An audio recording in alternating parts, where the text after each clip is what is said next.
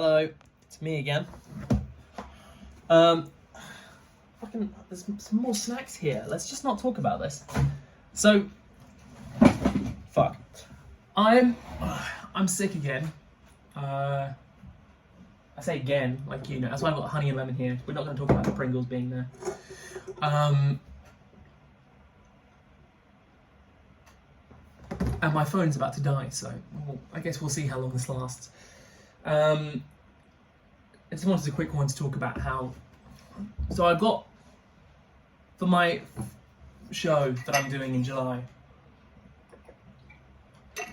I have my voice is fucked today. We're just not going to talk about it. I'm going to be doing a number of different characters.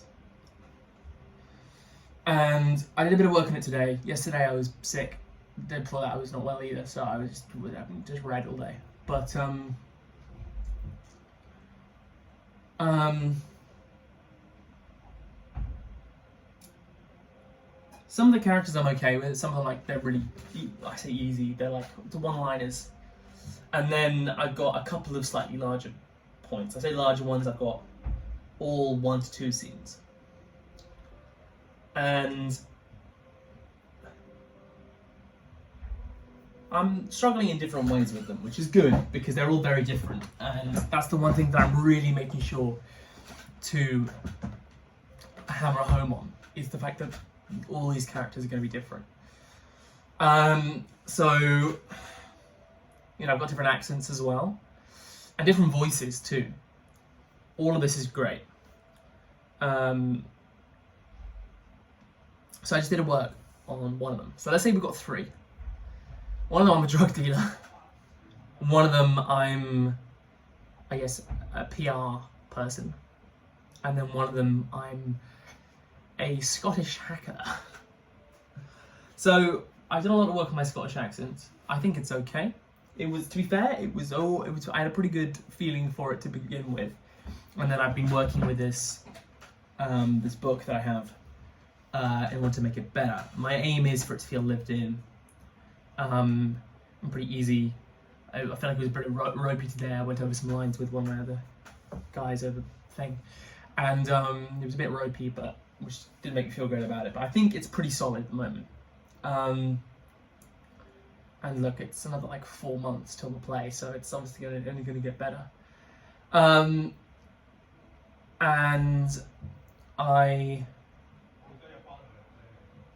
I'm doing that one. And the problem with this role that I have, this is the Scottish hacker, is that I've been having since the beginning, is this role needs to feel quite, I guess, powerful, or at least memorable. And I think that's getting into my head a bit, and I'm trying to make it that.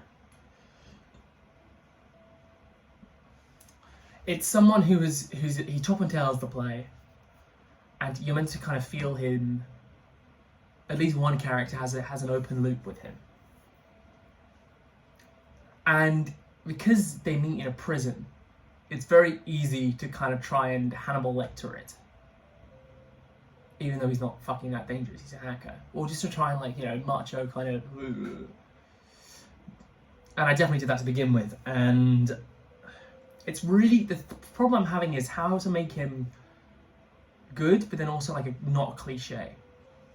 And so I've kind of settled a bit where I think I kind of like him, but he's still, a lot of the lines are quite cliche, and it's really hard to make him feel real, because I guess any of the usual props I kind of rely on, like, I guess fiddling, whatever. I'm also being directed to have him just be still and in control of the situation. So I've been doing a lot of Breaking Bad clips, because you've got a lot of kind of like... Sorry, I'm really rambling today. My brain's all over the place. So this is by far the character I put the most work into. I think maybe that's why I'm struggling a lot with it. But it's very hard to kind of play around with it, because the other actor in the scene is one of the main characters, and so I can't like get together with him a lot. I don't act with him a lot, so it's really hard to, and he's really busy, so I can't keep getting him over and running the scene with me.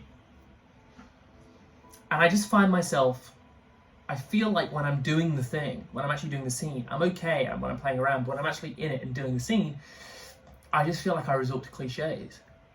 And yeah, that typical kind of I'm in power in this scene smirk, which you see in a lot of amateur actors, where they're in power and they know they're in power and they're like, oh, yeah. And I'm trying to really stay away from that.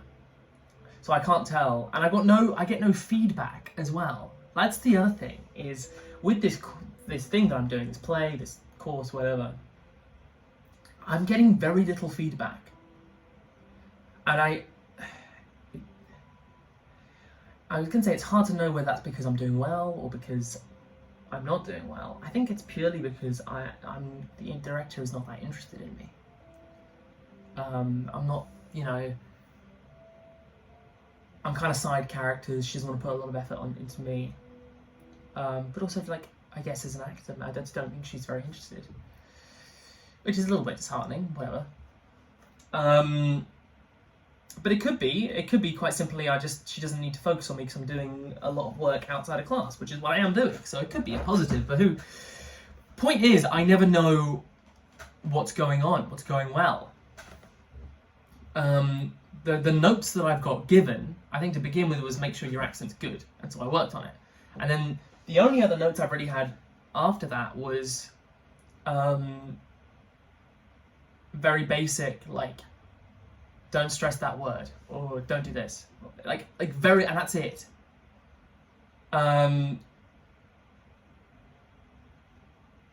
Maybe there'll be more later on, but it just feels a bit. So I'm sitting there going, am I doing a good job? Am I doing well? I don't need to be like clapped or patted on the back or whatever. I've had a couple of people tell me that I did well, but then that's kind of your basic glazing, right? Where it's people go, well, you were so good. I'm like, am I? I don't believe you. So it's really hard to know whether or not I'm doing a good job. So I think what I might do is leave this character on the back burner for a bit. I've done a lot of work on him, and I think I just need to kind of let him rest for a bit. I know my lines for the first scene. I'm going to have to do him in probably not next week, but probably the week after. So learn my lines for that, and then just kind of leave him doing the bare minimum. Let everything marinate for a bit, and then move on. And work on some of my other characters. So I was actually doing one today, on my own, kind of working through it, because I need to learn these lines, not for next week, the week after, maybe probably for next week. And I was actually having a bit of fun. And this is a character completely different. So it's a PR guy. And I was originally going to make him the kind of easy, Jeevesy, in a suit, Men in Black type vibe. But then I had like a funny brainwave. I was like, what about if I made him into like a Silicon Valley, Cali, quite camp fella? But that kind of corporate in the kind of modern corporate. So like you got like a 80s and 90s corporate, which is like, man, stoic, says nothing. But then you got the new modern day corporate where they're so friendly and so this and so that, but there's just fucking nothing behind the eyes. Which is mainly the people that I've met in the workforce. And they give them the kind of California accent. And it's just been really fun to do.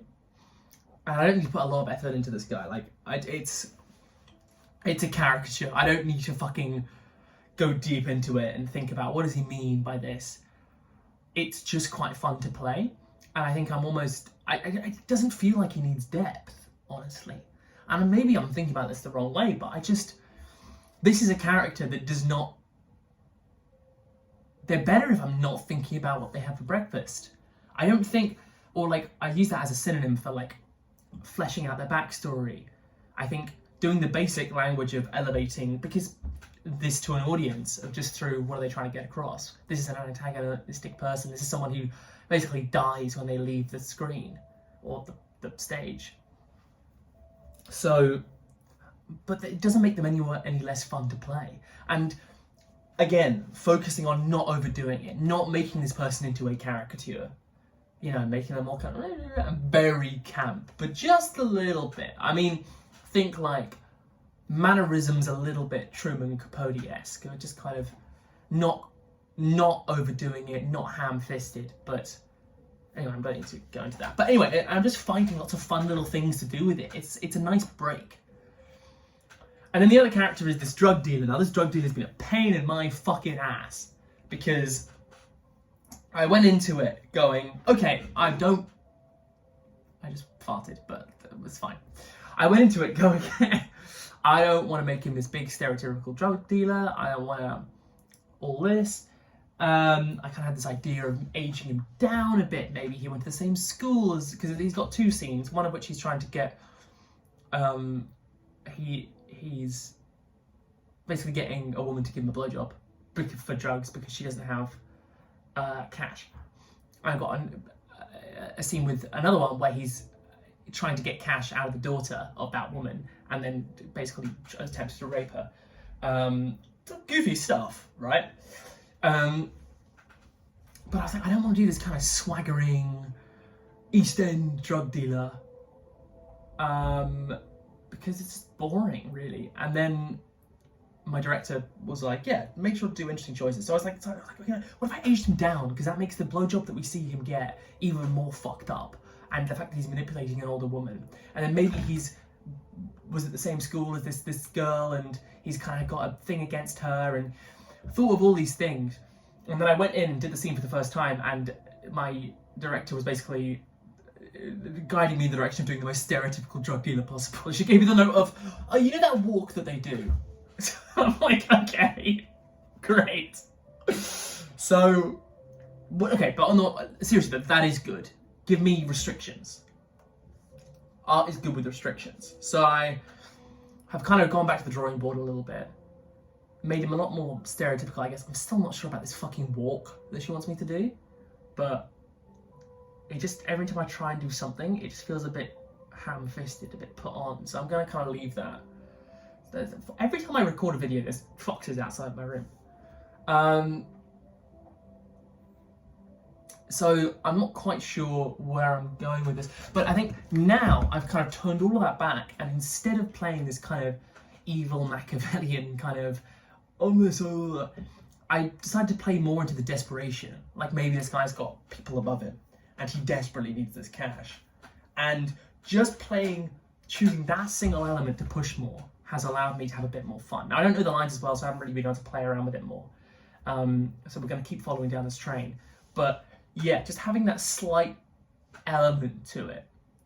So for example, he kind of goes on this bit of a rant to this young girl before he attempts to sexually assault her, going, these two foxes look like they're just having a great time out there. But he basically goes, your mom offered to give me a blowy, and like, I've got to do all this fucking shit, blah, blah, blah. And, you can't just have him just shouting at her. But my thought was, what if he's like, oh, for fuck's sake, like, and she did this, and I just started like complaining to the world, being like, what's this? I mean, I don't even want to give her, all this stuff. And it just seemed a little bit more fun. And I think chasing that fun, it's failure, right? And being okay to fail. And that seems to be a more interesting way of doing it.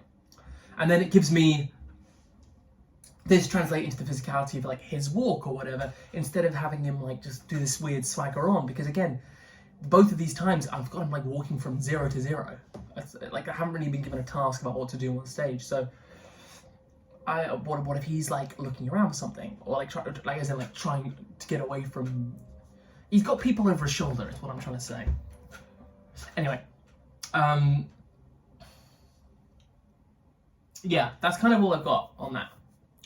Very quickly, because I'm very aware that my phone might die. The other thing I'm kind of worried about at the moment is this is kind of the only thing I've got going at the moment. I know it's, it's my classic February blues.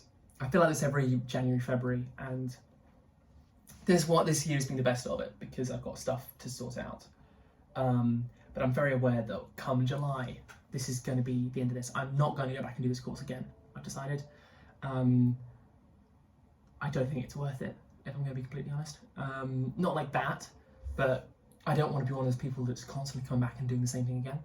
And it feels a little bit like time wasting, because this is a course that takes a long time to do, and it's only once a week, and I feel like I could do more in that time. So there are like shorter courses that I could do, but I'm doing the Sherlock Lecoq one. There's an opportunity for me to do a Michael Checker one in Germany, which I think I will do, and then maybe some stage fighting stuff as well, just to get them on the resume, because I usually need to have stuff on the resume.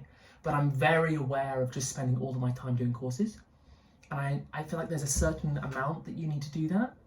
But again, I'm just very aware of time wasting. I feel it's very easy to just waste your time by pretending to be productive. Again, there's an opportunity at the end of this course that means I could maybe get signed with an agent by the end of it, but I feel like putting all of my hopes on one thing never works. All my eggs in one basket never works. So I'm trying to have other stuff lined up. I seriously need to finish writing this adaptation of White Knights. I keep coming away from it and going, well, maybe I'll just leave it in the dumpster. But I do think if I can just get past the writing stage, it may be a bit easier. Stage it a little bit, and then I can work on doing that. And then I actually got a friend who worked at the Edinburgh Fringe, so maybe I could take it to Edinburgh Fringe. Not even like this year, maybe like next year or something. Always is a work in progress. This isn't something that needs to be done quickly. But I really want to have something lined up for after this. Again, by that I can mean just have an agent and then be able to be going on jobs once a week. I don't know. I think I just need to get okay with not... I feel like something will just organically happen. These things usually do. I really do doubt that I will be in the position of I come out of it and I'm like, oh, fucking now what? I feel like between now and the end of this course, it's a while away. I'll conjure something up. I always do. Anyway, that's enough from me. Talking is actually hurting me. I don't... Like, I keep thinking, oh, I'm not actually that sick. And then like, I suddenly stand up or something, I'm like, oh my fucking God. So, I am actually that sick. Anyway, bye.